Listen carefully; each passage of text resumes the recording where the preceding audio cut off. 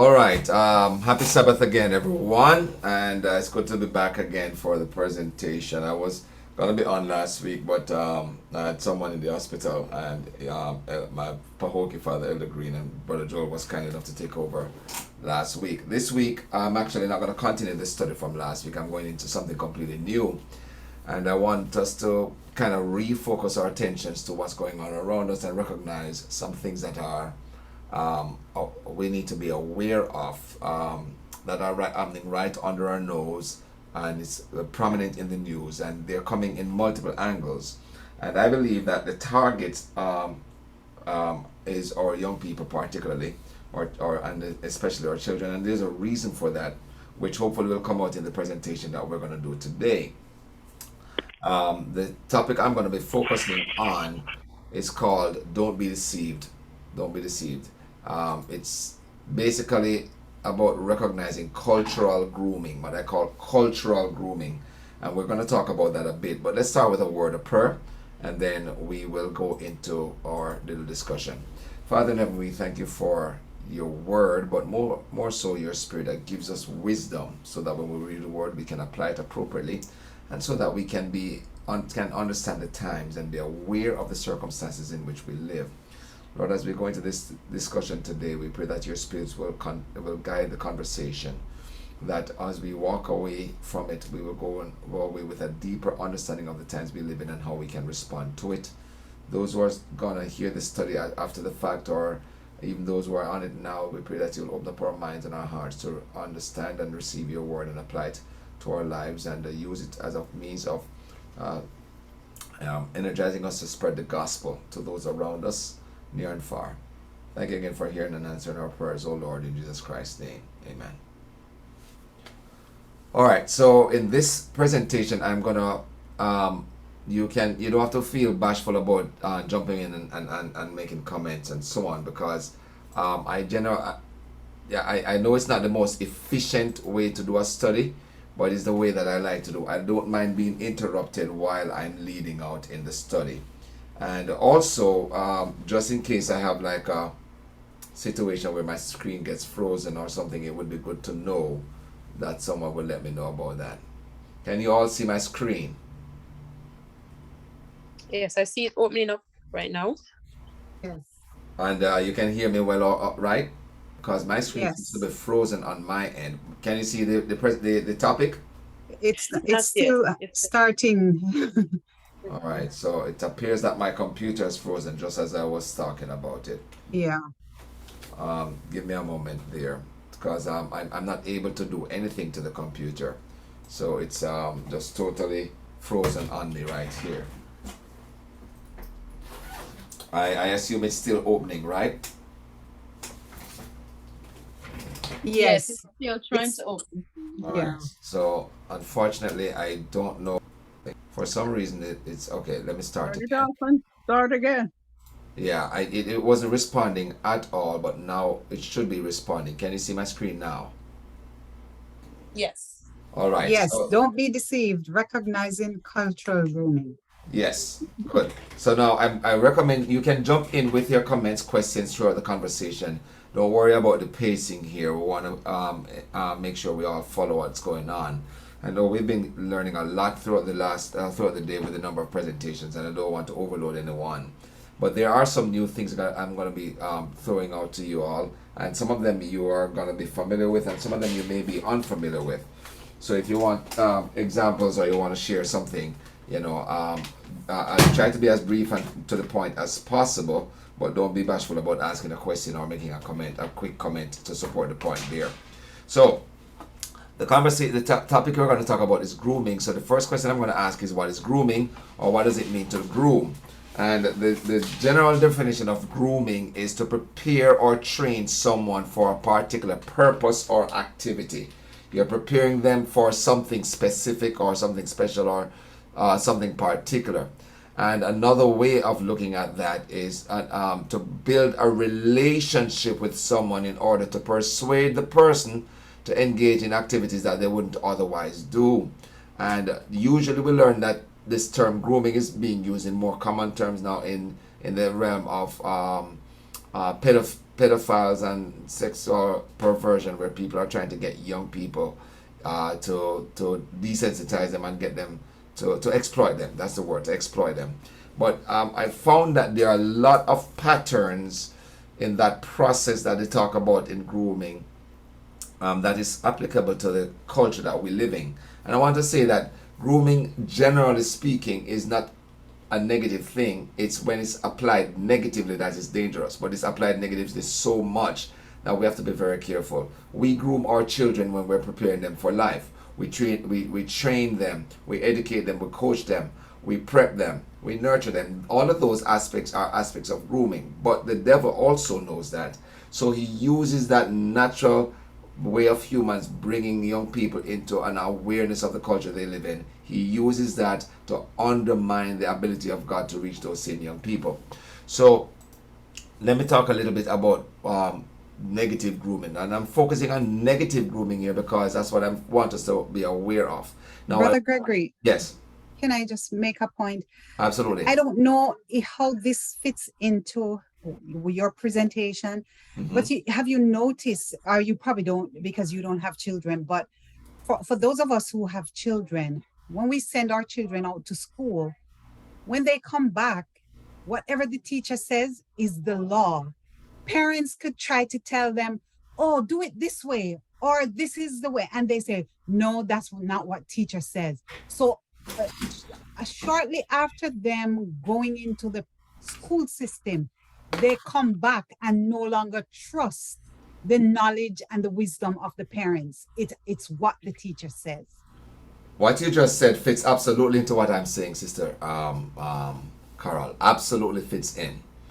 And so that point is a point that needs to be noted because it's one of the things that is one of the challenges when it comes down to cultural grooming. I believe there are approximately six institutions of cultural grooming, and the schools are one of them. And I speak this specifically because I am a teacher in schools, so I see it happening. And when we see those things happening, we have to be aware that that's one of those deals where the devil is using the system that we trust as a means of indoctrinating children. All right. So thank you so much for that point, and you can feel free to jump in, anyone else with any additional comments. Now, in my research, I found that there are 6 stages of grooming. Now, one of the stages of grooming, the 5th stage, I break into 2 parts because I'm talking about grooming. One moment. Recording in progress. I'm talking about grooming not only as it relates to sexual predation. I'm talking about generalized cultural grooming that move you away from principles of God's kingdom so that you can fall under the dominion of Satan. And we see that there are patterns between the two, and that's why what Sister Carol says is so significant. So the first stage of grooming is to target or identify the victim. And the identifying of the victim, I'm going to talk about each of these stages. After you identify your victim, then you gain the victim's trust. And then you're going to use, when you gain the trust, you feel a need. That's part of the trust building process. Then you isolate the victim so that you can separate them from their influences. And then you sexualize the relationship. And I use the word desensitize the person, and it turns out that we're seeing a lot of that happening right now in schools. And then the last stage is maintaining control. Those are the 6 standard stages of grooming that they usually say that sexual predators tend to do. But I'm saying that this is not just them, it is generalized in the society. And we're going to look at an example from the Bible, in fact, when we get to that point. So the first stage of grooming is targeting the victim, or identifying who you're going to be targeting. So the person who's doing the grooming, and I'm going to say just not person only, but entity. That means it could be an organization, it could be a group of people together. I'm going to call that the predator. So it could be an individual or a group or an organization. I'm going to call that the predator. And the victim or the person being groomed, I'm going to call that person the target. All right? So the predator targets a victim by sizing up the victim's vulnerability. That means they identify the person's emotional needs, whether the person is isolated, whether the person has low self-confidence, and stuff like that. They identify people who are more vulnerable to be manipulated. Then once we realize that, we're realizing that children are the easiest ones to target, especially those who have bad relationship with their parents, or no relationship with the parents, or weak relationship with their parents, because they're vulnerable for someone to fill that need. And also you'll notice that children with limited social skills or limited connections with society, they are also easy. And we see that happening in a lot of contexts. If you look through the history of, for example, totalitarian governments, they tend to target children primarily. Religious cults tend to target children. Even in cultures where one group hates the other group, like in Islam, where there's a lot of Islamic countries where the children hate Jews or hate Americans, they are taught that since they are children. Mao Zedong did that in China. They taught the young children, they grabbed them from their young. You had something called the Hitler Youth back in Nazi Germany. What's his name? Fidel Castro over in Cuba had his youth group, his youth organizations going. We realized that the easiest people to target are the children, because their moral sensitivities and their understanding of the world are being formed, and that's why they are so easy to target. And just as I listed a number of examples all around the world of systems that we recognize are exploitative, we're seeing the same mentality in the culture we're seeing right now. So bear that in mind. And again, you can jump in with a question or comment as we go along. The next step is to gain trust. Now, the predator, which is the institution, the organization, or the individual who's trying to exploit the person, they gain the trust by watching and seeing what the needs of the person they're trying to exploit are. So the target is, they identify their needs. Now, it turns out that the system is effective because, generally speaking, people tend to have certain patterns that indicate what their needs are. And especially if, for example, if you have children who grew up in a single parent household, you know exactly what those needs, for the most part, what those needs are for those young people. And the predators know that.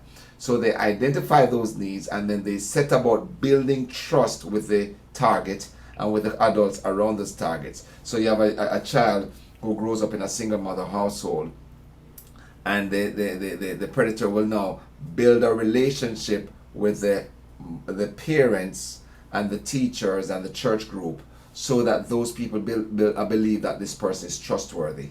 And then that person now, because they are trusted by the adults in the child's life, also now gains access to the child and also builds the trust of the child. So they're not just building the trust of the target, the person that they're trying to exploit, they're building the trust of the people that that is surrounding the target, usually the child. And then the predator befriends the child or the target and finds points of connection so that they can feel comfortable with the person. They do it in non-threatening situations. And as Sister Carol refers to the school here, this is what happens in school. Now, I'd like to say this: teachers are not predators. I'm not saying that teachers are predators by default. I am saying the system, the schooling system, is structured like a grooming environment. Let me repeat that. The schooling system is structured like a grooming environment. So let me give you an example of why I say that.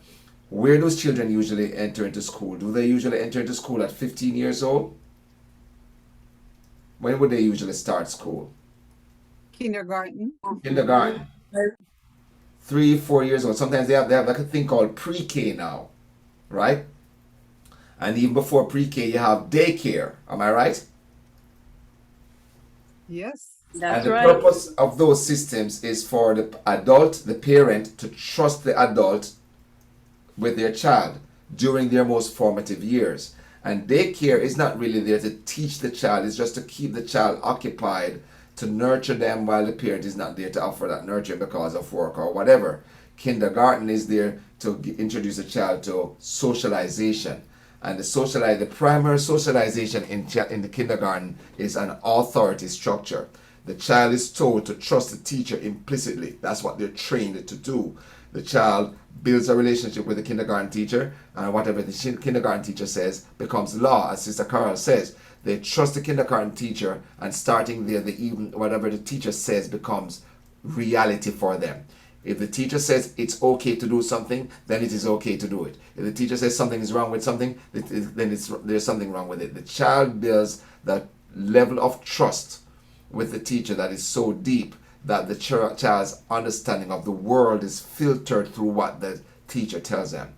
Now, the kindergarten teacher is not, generally speaking, trying to disrupt the relationship between the child and the parents. In fact, the vast majority of kindergarten teachers want to build the child to build a strong relationship with the parent. They want the child and the parent to have a good relationship. But the teacher has to also have a good relationship with the child and has to encourage the child to have a good relationship with the schooling system.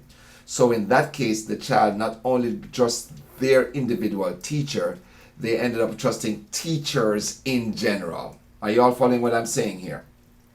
Yeah. And Yes. that level of trust is carried on from the early stages, from preschool,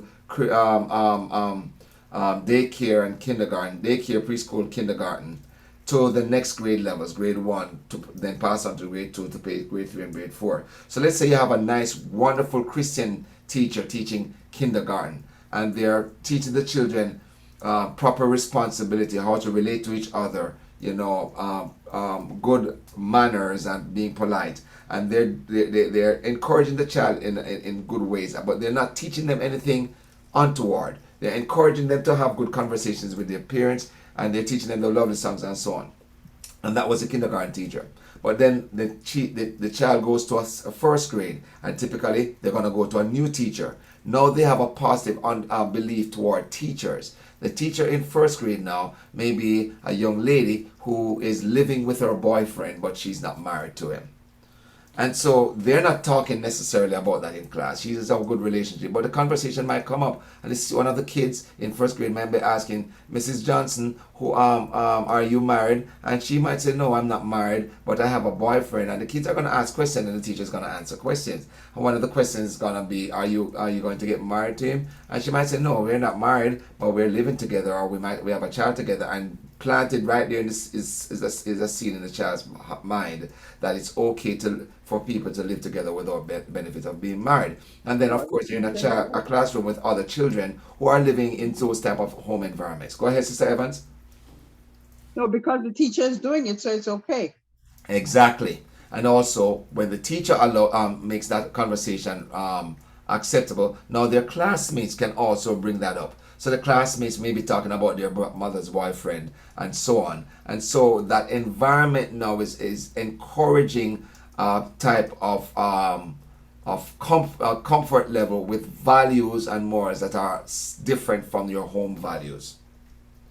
And it's not because the teacher is trying to destroy the morals of the child. It's because the teacher is sharing their own morals naturally. In academics, we call that the informal curriculum.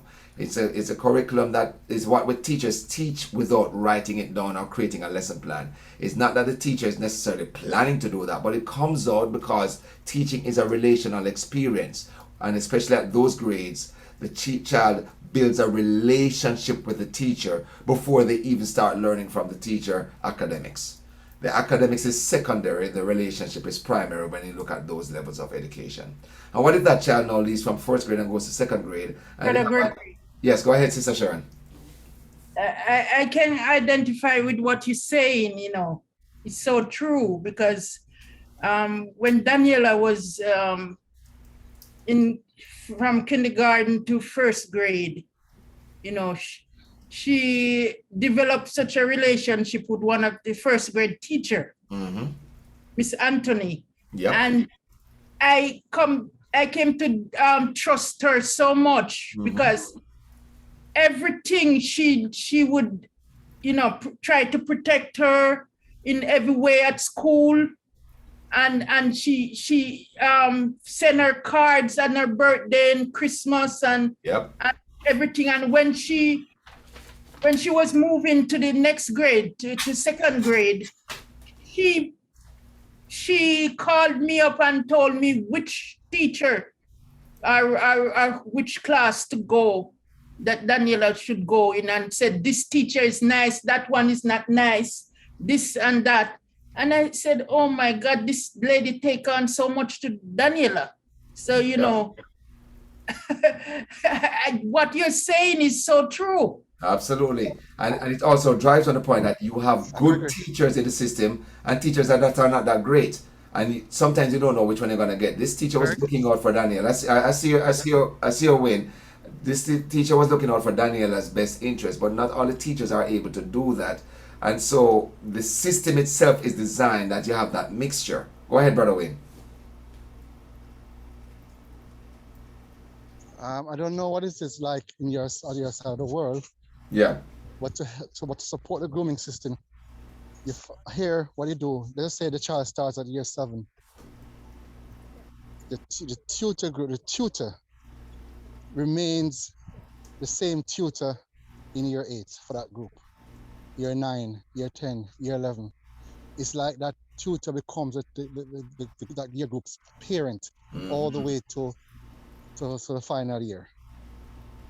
So that tutor then has a total of 5 years, an opportunity of 5 years to instill in that group or in that child that tutor's views, that he or she is taught in teacher training sessions and stuff like that.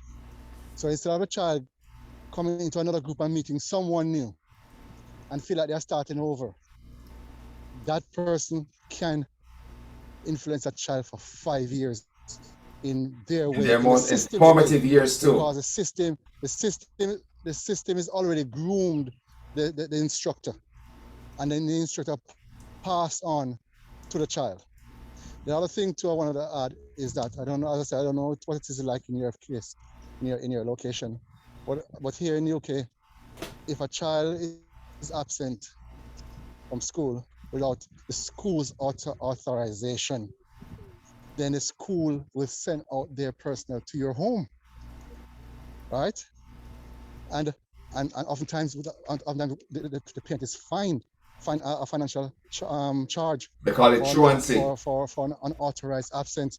So in other words, the parent needs the school's approval for that child to be absent that day. Can you imagine? That's So the level of control. If Levi is to be absent, I tell Nikki, don't say you're asking permission. Tell them you'll be absent that day. And we don't necessarily have to get into specific. He has an appointment and he'll be absent that day. By so doing, you are the one with the voice of control, of authority, and not them. Like you're asking permission for them to know, check their records to see how many times has he been absent. Does his request for absent certifies their list to say approved or not approved? You understand what I'm saying? That's right. That is right. So you see, the process is, the structures are there for that very grooming system, and it's more advanced in Europe and in America. There are certain aspects of that, like truancy laws and so on, and now with COVID and the lockdowns, that has been kind of muddled, but some of it is similar over here. But you all illustrate the point of what I'm saying here, and that our sister Sharon pointed out is interesting too, because that brings us to the next point about filling a need. One of the things that the groomer does is to get the child dependent on them and the target. It's not just a child now, and later on I'm going to try to point out that it's not just the child that's being groomed, it's all of us being groomed by the culture in different ways. And what they do is they connect them with giving them special attention, affection, gifts, etc. That's why in school you have the awards, academic awards, behavioral awards. You go into a classroom, the child gets rewarded for a certain behavior and stuff like that. The idea is for the person being targeted to idolize the predator. You see, the children come home from school and they think the world of their teachers. I mean, I still remember all of my elementary school teachers, and I thought the world of them. And in high school, I had teachers, certain teachers that I looked up to greatly because I had a deep level of respect for them. It's a built-in part of the system that idolization, for the want of a better word, of the adult in the education system, or the professional athlete, or the musician or artist or the actor or the politician, depending on the situation, is to get them so that they depend on that person. And the way they do that is by getting that person to fill a need. And the idea is to attach to the predator in the mind of the target, that the predator is a source of their well-being. Now that is what happened in Egypt. Now in Egypt it's a special case. They were born and grown up in that environment. But as soon as things started to get rough with the Israelites going through the wilderness, they wanted to go back to Egypt. And one of their complaints is, we were getting stuff from them. We were getting good food, leeks and onions and stuff that we really enjoyed, and all we have is this manna. And why is Moses taking us out here to die? And all of that stuff. And as soon as things get a little challenging, they want to run back to the system that enslaved them, because that system was filling a need as they saw it. And when that need, they weren't getting that need anymore, they felt like life was incomplete. But that's just a part of the stage of grooming. And it's not just physical needs, it's emotional needs. And eventually they want to fill the spiritual needs, but it's the physical, emotional, intellectual needs. And the parents allow this to happen because the parents believe that they can't teach their own children, so they have to send them to someone who can teach them the math and the English and the Spanish and the foreign language and the social studies, not realizing that in addition to learning all of those things, they're learning not to have trust in their parents, and they're learning to put trust in other people other than their parents' God. Now the next place is isolating the target. Now generally speaking, when it comes down to predatory behavior like pedophiles and so on, they try to isolate the child from everyone else. They try to create instances where the child is with them by themselves. But what I'm applying this here is they're isolating the children from their homes, and we cooperate with that by sending them out while the child is still forming their understanding of the world. We send them out from their 2 or 3 years old to create the daycare, preschool, kindergarten.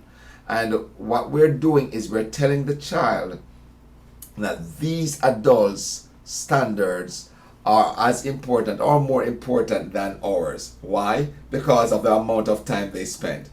The child cannot distinguish between the amount of time and the amount of authority. The one who spends the more time with the child is the one with the greatest authority in the child's life, especially during the formative years up to 7 years old. Are you all with me? Yes, very much so. And I Yes. just want to say something Yes. to that, Brother Gregory, because one of the things also from what Brother Wayne was saying in terms of if they are absent, they'll show up and there's a fine. You have families who say, oh, I mean, they care about my child. They want my child to be in school to learn. So I don't have a problem with them checking in. And yes, you know that there are homes where the home, there's abuse and whatever is happening. So they check in. But what they don't understand is not so much that they care. It's about having them in that system, that environment, Exactly. where that indoctrination can take place. Because over time, you will see that child starts to change. A young child that you have at home and you're teaching values to will go and come back and start getting upset that person won. That person got first place and I did not. And, you see things start to change within the child. So you have to look on the big picture, that it's not just about, like you're saying, they're thinking one way where, they're going to get an education, but not looking on the other aspects of how everything else affects that child. That's right. It's the camel under nose under the tent mentality. Or you let them in through one little thing because it's beneficial to you. It's more like a Trojan horse. You get a benefit from them, but they are getting so much out of your child that you don't understand, realize that you're giving up your child's future to them because they're making your life easy now with the child, you know? So they're That's right. isolating the target. The predator uses the developing relationship with the target to create situations where the predator can have uninterrupted influence on the target. The purpose is to separate the target from the people who share their core values, or in the case of a child, the people who are teaching them their core values. And the eventual purpose is to drive a wedge between the target and their family, or the dominant moral influences in their life. So to separate them from the parents so that the parents' values don't get translated into their lives. And this allows the predator now to restructure the moral foundations of the target. That means the predator, which is the system, restructures the moral foundations of the child or the young person so that now the child calls evil good and good evil eventually. What the parent is telling the child is not acceptable, the system is telling them there's nothing wrong with that. And then now the child is at odds with their parents, and the child, being in a system for 12, 15 years, has now said, my parents don't know as much as these professionals who has been teaching me all of these years. And the child now separates himself from the parents' values, and when the child grows up and turns 17 or 18 and goes off to college, they stop going to church, they stop studying the Bible, they go even further into the deep end. Sister Carol, you want to say something? Yes. Doesn't the system sound like the beast to you? Absolutely. And I believe that the school system is an agent of the beast. That's right. And if you really, when I look at these, the various stages that you've identified, don't you see how you can easily you can easily fit the health system in this same framework? Yep. You can fit the church in the same framework. You can fit every other system or whatever it is in this very same framework. Because it works. This is phenomenal. I mean, I've never given it this kind of thought. I have been, maybe because of my experience with health, I have just had this strong, resistance to the health system because I see the evil. I see the whole structure, just the way you are pointing it out here. You cannot speak to even a person who is supposedly a child of God who goes to church. You can't say to them, what you need is to fast and pray and ask God to help you to. No, it's medication. Everything is medication.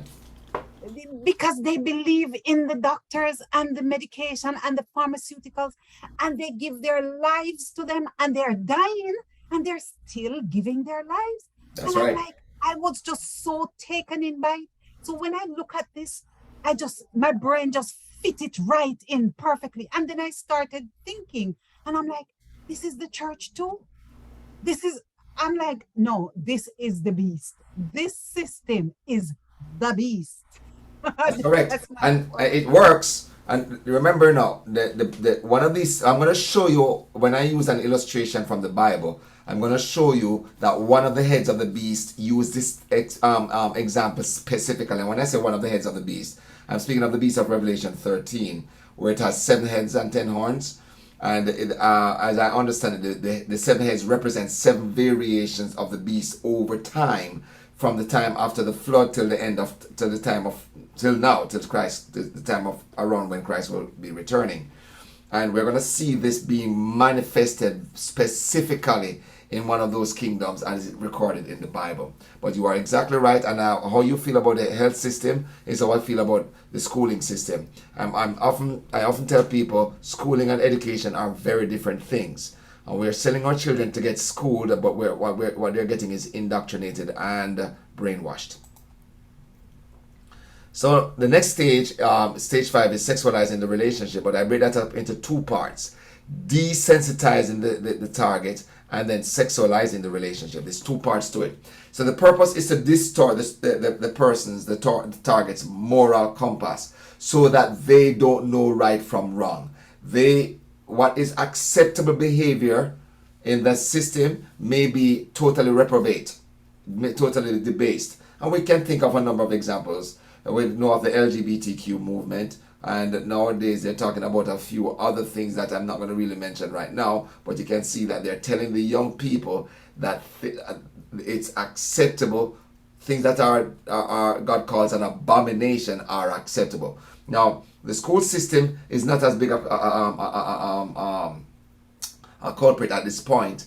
I shouldn't say as obvious a culprit at this point as the entertainment system. I'm talking about movies, music, and video games. They have been teaching young people it's acceptable to murder innocent people or to engage in sexual activity with random people, like some of those games like Grand Theft Auto or so on. Or they've been teaching young people in music, for example, to sexualize their relationships all over the place and to become violent as a means of solving all problems and stuff like that. And then, of course, the movies gets you to fall in love with bad people. It gets you to see bad people as the heroes, right?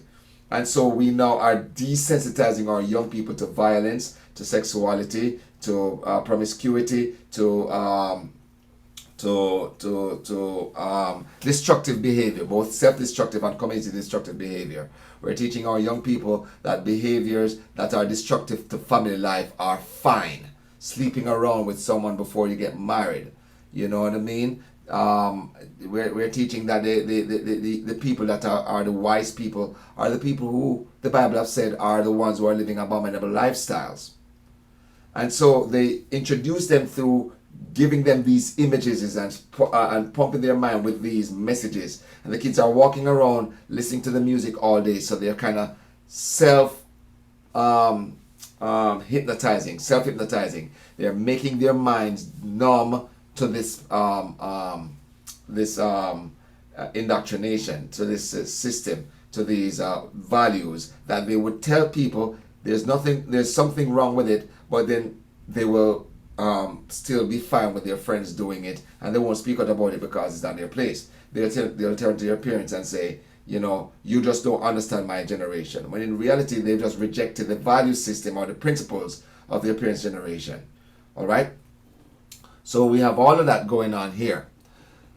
And then the next part of that is the sexualization of the relationship. And this is where now we're seeing it coming in full force in the schools. We've been seeing it in the movies, in the entertainment media, music and video games and movies and so on. And television shows and even in artwork. But now we're seeing it coming in full force in education, where they're aggressively pushing sexualization of instruction. They want to teach kindergarten and third grade kids about non-binary and gay and transgender and all of those type of things that they know that these kids are still forming, but they're going to end up confusing the children's understanding of reality. The purpose of this is not for inclusion, it's confusion. It's not for inclusion, it's confusion.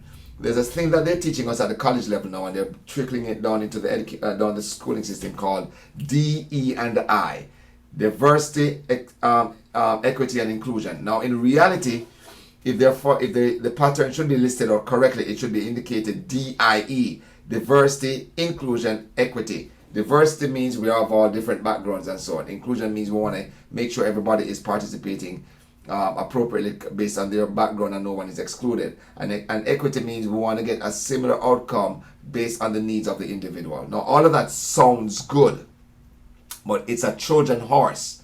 We are all diverse, but the diversity that they're thinking about does not include simple diversity of skin color and background and culture. They're talking about diversity of moral values. So they want to equate homosexuality as an equivalent moral value as heterosexuality. So they don't want us to see any difference between those two. That's part of diversity in their minds. And then inclusion then will involve that. So now if they don't want to exclude anyone that have diverse cultural or sexual or religious backgrounds. So they're going to bring that all into the environment so that the children are immersed in these environments. And that's where some of the sexualization comes in. Right now in the US, all over the country, we're seeing it coming in where they're bringing in drag queens to talk to kindergarten kids or elementary school kids. and we are broadcasting it now. I just saw a video where kids were interviewing a drag queen, and a drag queen is a man who dresses up like a woman, and he dresses up mostly in sexualized ways because he's trying to bring out the most sexual part of a woman. So he accentuates the curvatures or whatever it is. So the kids now come and see this man looking like a woman, and then he starts talking like a man. And the child gets a look of confusion on their face because these are 7-year-olds. These are 5-year-olds. And they're asking questions, and they're normalizing the behavior and the environment. And the child is walking away thinking, I'm confused, this feels uncomfortable, but the adults seem to accept it. That means I should accept it too. And eventually their conscience is rubbed down, and they become comfortable with what they should not be comfortable with. Can I add something there? Yeah, go ahead, Wayne. We need to still pray for our children, as they're rightly trying to bring out here, in the sense that the other day I was in a session. One moment. Yeah, can you talk in a little louder into your mic, into your phone, please? Like I was saying, the other day I was in a session. Yeah. With some students, where this was really pushed to some students, and then they were asked to sit in their groups and eventually give some feedback. And I was pleased when I heard one of the groups said, this constant push in our lessons about this matter can also work as a big turn off. This constant push, because like every lesson, every part, every opportunity is just this you're hearing. And the child was saying the push is making them more resistant. Mm-hmm. In other words, and very few think that type of a way. But I was very pleased when I heard, that one said that. And that's the thing, though. There are others who think the same. And oftentimes you think, oftentimes if you check the background, those kids and their parent relationship is far greater than their school relationship. That's why they want to separate the two. That's absolutely right. Wayne, you're muted again. Yeah, I think you're still talking, but you're muted. Wayne, you're muted. I was finished speaking, sorry. Okay, all right. So yeah, that's exactly right. Now, what I want to say is they're coming at it from so many angles that even if they over push on one side, the other side is gonna come in another way. So it's like a constant bombardment, and eventually what they want to do is is a critical mass type of deal where they increase capacity of the number of kids who are like sheep just following along with the system. Now, I believe that when we are the sheep of the true shepherd, then we can stand courageously against the culture. God doesn't expect us to be sheep of the culture. He expects us to be sheep of the good shepherd. But if we bring that same sheep mentality of total trust that we should have for Christ into the academic environment, then we're going to be led astray. God doesn't want us to transfer to humans the authority that he should have in our lives. But the school system is nurturing our children, grooming our children into that mentality. And I'd like to point out that when we get to the point where sexualization, sexual confusion becomes a standard in the societal leadership, then destruction of the society is not far away. You can go back into Sodom and Gomorrah. People say that even in the antediluvian wars, which I believe is the case, that sexuality was sexual corruption was strong. I'll have a conversation about that another time. Even when the Israelites almost had a civil war and the tribe of Benjamin almost got wiped out, it was because of sexual depravity in one of the cities of Benjamin. And you can read that in the book of in Judges chapter 20 and 21. And so you have to be careful whenever you see the sexualization becoming dominant and it's promoted by the powers, the people in charge. That is a sign. That's not a good sign. We're at the level of Sodom or going rapidly toward that. Okay? There's a book called Hurtling Toward Gomorrah, which is the mentality. That's the mentality here. And now the next stage and the last stage here is maintaining control. Once you've gotten the person now dependent, and desensitized and sexualized, and now they're in a system where they are locked. They're dependent on the person. You want to lock them in, and you want to make it so that they won't leave, and that's control. That's the purpose, is total control, and the control is done through shame, fear, and secrecy.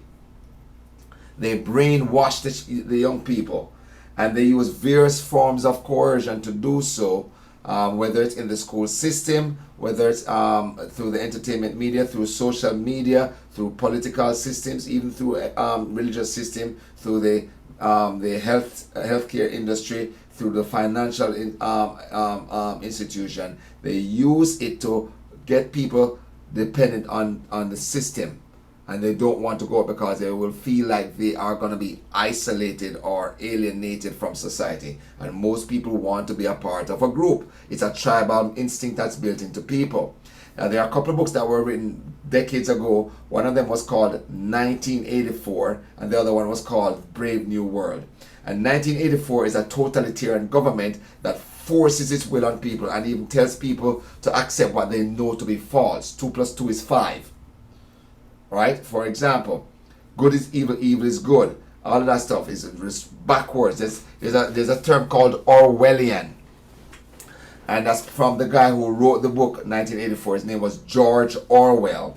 And he wrote the book 1984, and he uses a term called Newspeak in the book, which is basically whatever the government tells you is true, that's what you must accept, even if the reality goes against that.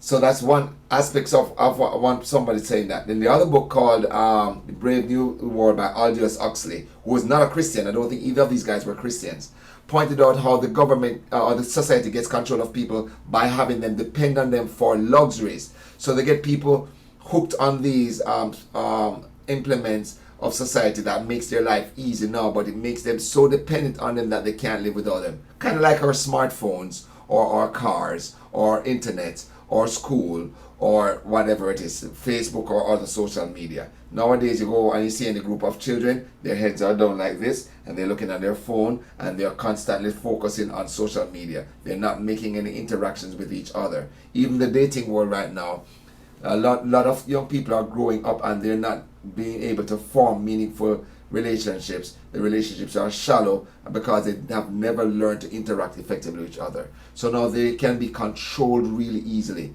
They can get them to riot at the drop of a hat. They can get them to protest and to destroy their own city. They can get them to turn against their neighbors just by suggesting to them certain things. It's a form of control, and the society has been grooming us and our young people from we've been children to get to this point. So we have a little graphic here where it starts with targeting, then access, then developing trust, then isolating, which is skipped here, then desensitizing and sexualizing, and then control. And those are the 6 stages. And you can see that, as Sister Carol says, all the systems of the world is using that approach, particularly the academic educational system. Well, we have to use something like that as well. God has given us children ready-made for us. We're not supposed to do the bad things, but we are supposed to be building a relationship with them. We're supposed to be building trust, but that trust is a transitory trust. Or God gives us the relationship with our child before they learn anything, so they can build the relationship, and then we can teach them how the world works and about the God of the Bible, so that they can eventually transfer the trust they have in us to Him. If your child is 16 years old and they are more afraid of you than they trust you more than they trust God, they think they are more concerned about your authority than God's authority in their life, then you're not doing something right, because the aim is for your child to be dependent on God, not on you. And if we drop that ball, they will transfer that allegiance from the parent to the culture, some element of the culture, whether it's the school system or the workplace or social media or politics or entertainment industry or the news media or whatever. But what we've taught them is that human authority is paramount. And what God wants us to do is teach them that God's authority is paramount. Any comments before I move on? Yes, Brother Gregory. It's very interesting because it I was sharing with someone this morning, no, not this morning, yesterday, that if you notice when Jesus called the disciples, Hmm. the scripture said they left all. They left their wives. I mean, for those who, because we know that Peter had a wife, but he was following Jesus, going all around the different cities and towns and whatever. So we realized that they were willing to give up their whole lives to follow Jesus. Unfortunately, when we have been taught, we don't really give up anything. We just add Jesus to the long list of things that we hang on to every day. And when you look at, we've come, as you talked about, the child Hmm. is in the early stages dependent on the parents, and then ultimately that is supposed to transition them to a dependence on God. Hmm. Now you notice that what has been happening, it transitioned from the parents to the teachers, from the teachers to the government, Yep. and from the government to Satan. Well, Satan controls the government, so that's about it. Well, yes, but I mean, I mean, like almost totally, Yep. because now they have no regard for your authority. They have no regard for the government. That's why some of them landing into jail. Or Because worse, they don't go in jail, but they are now agents of the government to enforce the will of the government. Look at the COVID situation as an example. right, right. So as you said, you can look at it from so many angles. It's in full operation, and it takes a person who knows the Lord to understand this. And then we have to, even at this stage, because we depend, most of us, even though we call ourselves Christians, we depend on the government for health care. We Hmm. depend on some man or woman who runs an organization or owns a business to provide employment so we can eat food, pay bills, whatever. Yep. God had not intended that this would be the way for us to live. God had intended, and I'm using that word control that you just mentioned, transferring authority to another human so that they have the control over us. God had intended that we would depend on him to send the rain to to bring the harvest to the point of, or the crop to the point of growing, and from growing to bearing, and from bearing to harvesting. And so we were supposed to learn to depend on God by virtue of the living in the environment, living out there on the land. Where we are forced to depend on God instead of on the government. That's right. Instead, we have learned through the years, and I mean, it's so ingrained in us that we don't even know how to change that. That's correct. By the way, there's a reason that when we look at Numbers chapter 13 and 14, where God had to say that the people over 20 years old had to die in the wilderness. Yes, Because once you get to a certain age, it's so ingrained that it's very hard to break it out of the system. that's right. And And you don't even have the skill. You don't, maybe yeah, if you were to put all of us to go and do farming, we don't have a clue what to do because because we've never been taught, we've never seen it done, and so we would be clueless. exactly. And I want to say this, and we're going to do that in this point I'm going to make in another study. Okay, You cannot get to the promised land without going through the wilderness. But what that's we're right. trying to do is take a rapid road to the promised land without Yes, going through the wilderness. The wilderness is a exactly. necessary element of Mhm. preparing our young people to be used by God. And if we are trying to shelter our children from the wilderness experience, we're going to lose them to an Egyptian mentality. But I don't know that maybe in this group, but I don't know.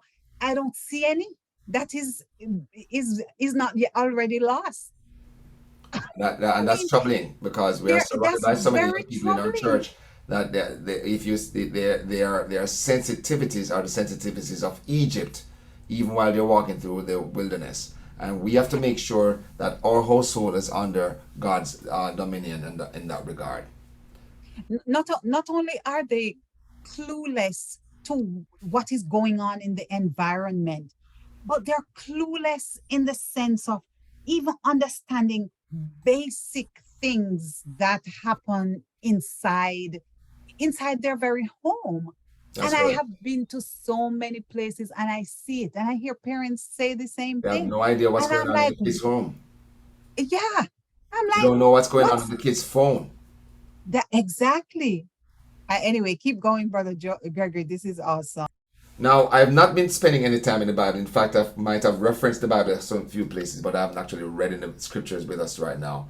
And we're almost out of time. We have about 10 minutes, Sister Shanda. Just about to release, so we can finish up and release everyone. So the part I'm going to go into here is going to be a touch, an introduction, but we're going to come back to it the next time I present. All right. And the next time I present, I won't be representing the whole presentation. I'm just going to do a quick review of the 6 stages and then go back over the story of Daniel and then to the next phase about how can we prepare our young people and help our young people to work with their friends to prepare to resist this cultural indoctrination. So the example of this is in the book of Daniel. So I'm not going to read it because of time, but we know the story about Daniel and his 3 friends. You know, Nebuchadnezzar was the king of Babylon. He was a young man. He actually had not become king as yet when he conquered Judah. And on his way, while he was in the conquering Judah, the first time he went and conquered Judah, his father Nabopolassar died, and that first time is when he took the captives back with him. And then he later went back and sacked Jerusalem and destroyed the temple a few years later. But that first time he went, that's when Daniel and his friends were captured. And the king that he overthrew and took and put under control was one of the sons of Josiah. Josiah was a good king, but his sons were bad. And you can see that story at the last few chapters of 2nd Chronicles. So we had a situation where in Daniel chapter 1, where the king did something very interesting. So I'm going to take a look at Daniel chapter 1 from the King James Version. One moment. So it says here, in the 3rd year of the reign of Jehoiakim, king of Judah, came Nebuchadnezzar, king of Babylon, unto Jerusalem and besieged it. And the Lord gave Joachim of Judah into his hand, with part of the vessels of the house of God, which he carried into the land of Shinar to the house of his God. And he brought the vessels into the treasure house of his God. And the king spoke to Ashpenaz, the master of the eunuchs, that he should bring certain of the children of Israel, and of the king's seed, and of the princes, children in whom was no blemish, but well favored and skillful. See, he's identifying his target. And skillful in all wisdom and cunning, and in knowledge and understanding, science, and such as had ability in them to stand in the king's palace, and whom he might teach the learning of the tongue of the Chaldeans. And the king appointed them a daily provision of the king's meat and of the wine which he drank, so nourishing them 3 years, that at the end of at the end thereof they might stand before the king. So what we have here is a situation where the king separated these young people from their own families. All right? So he targets the victims and he meets a need, and while meeting the need, he's gaining trust, and he isolated them from their family. So he did those first 4 stages right away. All right? And of course, this was long before this was more refined. This was the old system of doing it. So let's see what he did. He separated the best and brightest of the Jewish captives, the royalty, the nobility, and the kids with high intelligence and skill. He treated them like royalty, building their trust, giving them special attention, giving them special treatment, so that they now become dependent on the government, the king, for their well-being, so to speak. So their comfort is associated with Babylon, and being with their people is associated with difficulty. He provided them with best education available at the time, and he had the best and best educated work for him in his kingdom. So he knew what he was doing. And here's a key, and this is one of the points I'm going to end off with, because we're going to continue this conversation another time. He gave them Babylonian names. Now, why is that important? Because every time you call a person name, you're identifying the person. Now, these four young men that are referred to in Daniel chapter 1, of course, are Daniel, Ananiah, Mishael, and Azariah. Daniel's name means God is my judge. Daniel. El means God, and anything with Aya is Lord. So Daniel means God is my judge. Hananiah means the Lord is gracious. I put God is gracious, but the Lord is gracious. Mishael means God has no equal. And Azariah means the Lord is my helper. So every time it said you call Daniel's name, you're identifying God as his standard of reality, as his standard of morality. God is my judge. Not people, God. Not myself, God. All right? The next one, Hananiah. God is gracious. So you're identifying another attribute of God. God is without equal with Mishael. The Lord is my helper. You see, all of these are putting God as dominant in their life and the one on whom they depend on. So every time you call their names, you're reminding them of who their true God is. But Nebuchadnezzar didn't want that, so he changed their names. He changed Daniel's name to Belteshazzar, which is a reference to a Babylonian god named Bel. Instead of God is my judge, it's Bel will protect. Ananiah's name was changed to Shadrach, which is a reference to another god, the sun god. His name was now inspired by the sun, or inspiration from the sun. Instead of focusing on God, he's now focusing on the sun. Mishael's name was changed to Meshach, which means belonging to the god Aku. Meshach instead of Mishael. So instead of God being without equal, now he belongs to a god, a false god. And Azariah was changed to Abednego, and his name was servant of Nego. Again, no longer a servant of God. God is no longer my helper. Now I'm a servant of a Babylonian god. What is the purpose of this? Is so that they identify with the Babylonian mentality. He wants to change their perception of their identity. And that's what the school system does. It gets, when you talk about young people, for example, a simple example. You have a man goes to church and goes to seminar and becomes a pastor. Pastor is a specifically religious title. That same man now goes on to an Adventist university or Christian university and gets a doctoral degree. Does he refer to himself as pastor so-and-so or doctor so-and-so?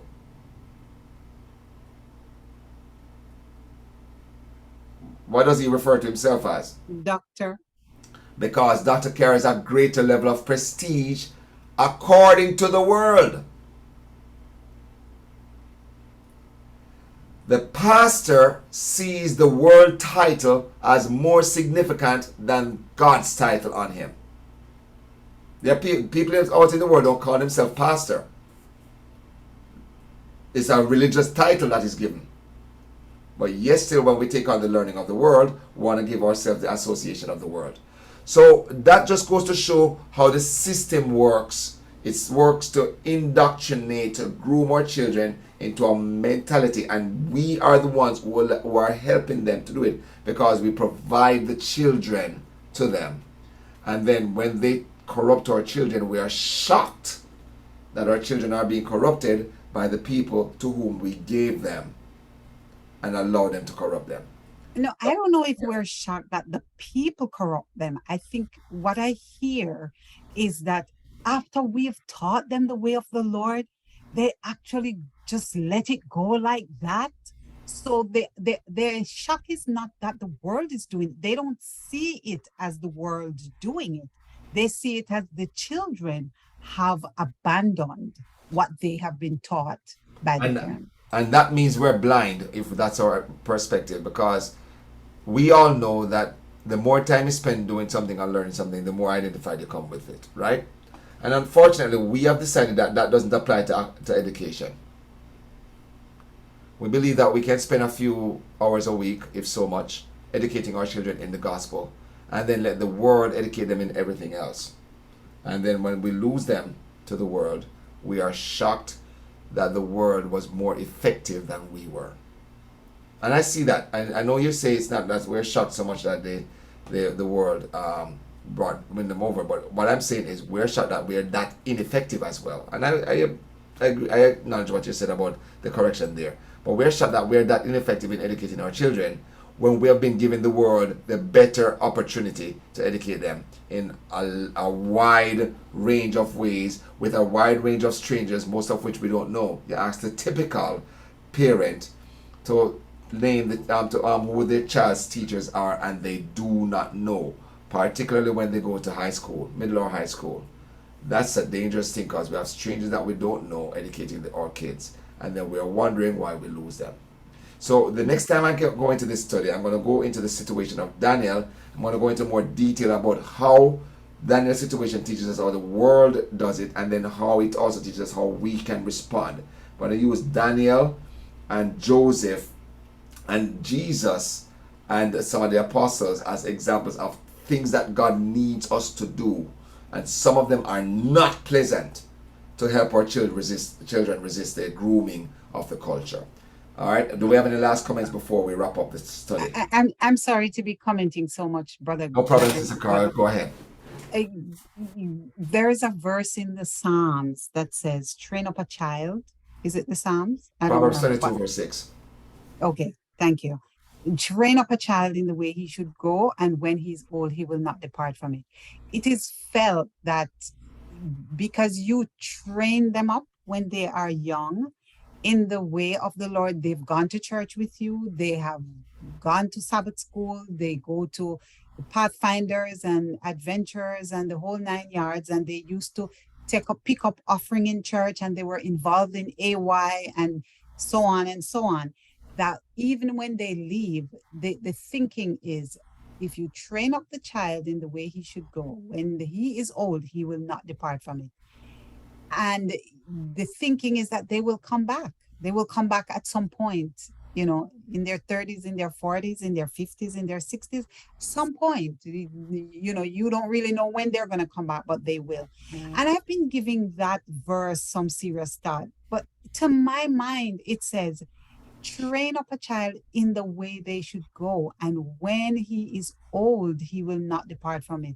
To my mind, that is suggesting he never will depart from it. That's correct. That means we're not training up the child in the way it should go. We think we are, That's but we're right. not. Okay. So I'm totally in agreement with you on that, Sister Carl. We believe we're training up the child in the way it should go, but part of the reason is we weren't trained up in the way we should go. So we think what worked for us works for the children. We're losing our children hand over fist. I'm seeing it right now. Parents come and lament to me. One of the ways we lose our children, for example, is we're teaching them a legalistic view of salvation. And so they have a bad relationship with God because we've not taught them a good relationship with God. That's one way. There are other ways, of course, many other ways, but that's one of the ways. So those children are identifying more with the world than with Christ, because we have been teaching them a false perception of the gospel. Very true. So thank you so much for that point, Sister Carl, and it's well noted and well placed. And thank you again for that support as well, Sister Evans. It seems like you're trying to say something, but you're muted. Go ahead, Sister Evans. I have a question.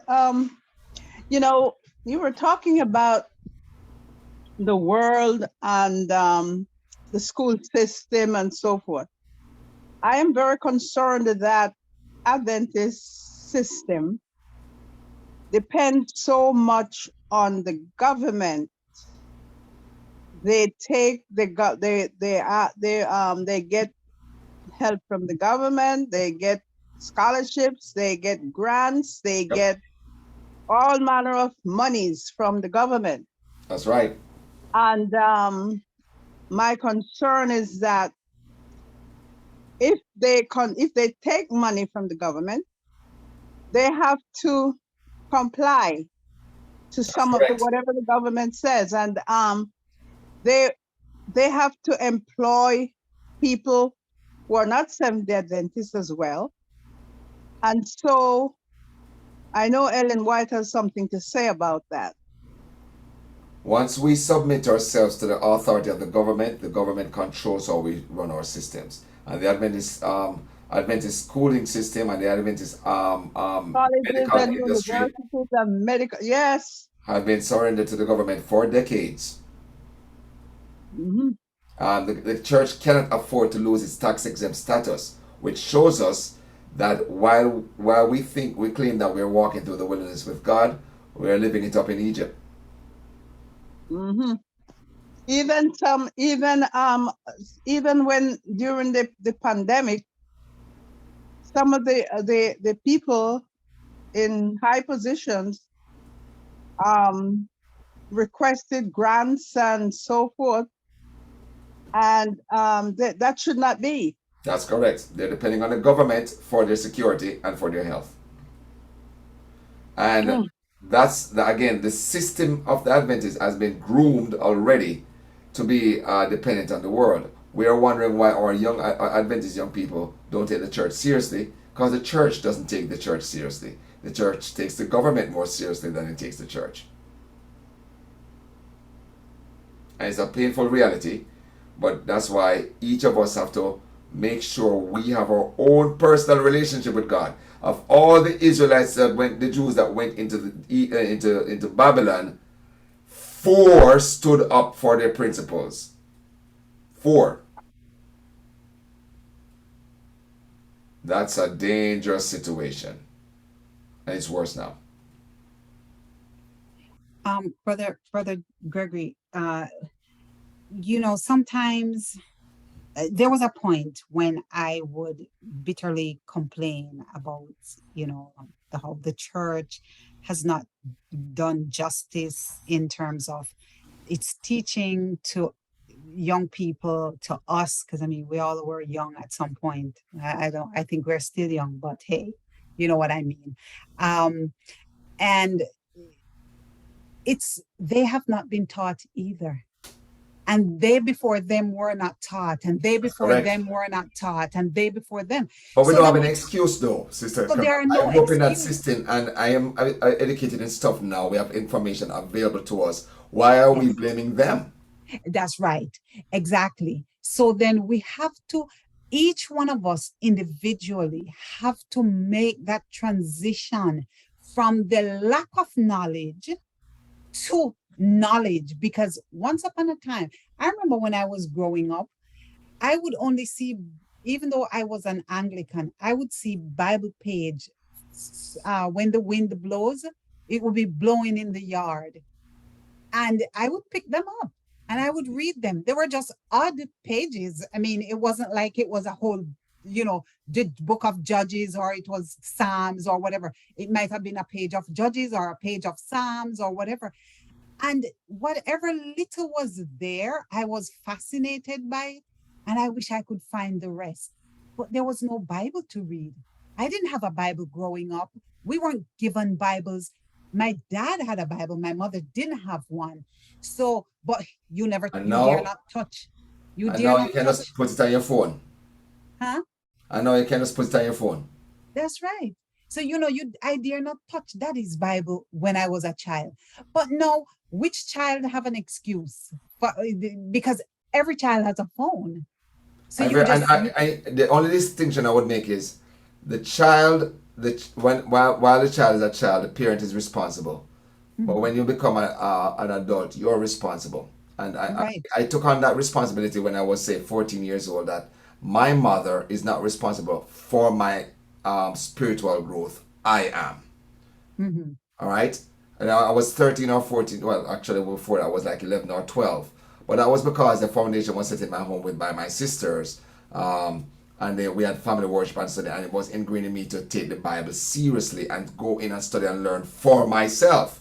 Right. But I'm saying to parents, you can't leave that to chance to your children. And I'm saying to young people, whether your parents did it right or wrong, it's on you now to make sure that you don't say, my mom didn't do a good job, or my father didn't do what he was supposed to do. You can read, you have the Bible, you have many sources. Go do your search, go do your praying, and let God work on you.